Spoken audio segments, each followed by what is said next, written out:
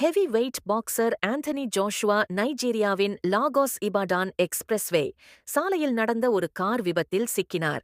அவர் பயணம் செய்த Lexus SUV சாலையோரத்தில் நிறுத்தப்பட்டிருந்த ஒரு லாரியை மோதி விபத்துக்குள்ளானது.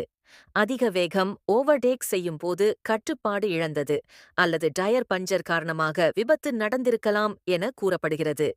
இந்த விபத்தில் ஆந்தனி ஜோஷுவாக்கு சிறிய காயங்கள் ஏற்பட்டாலும் 2 பேர் உயிரிழந்தது துயரமான சம்பவமாக உள்ளது.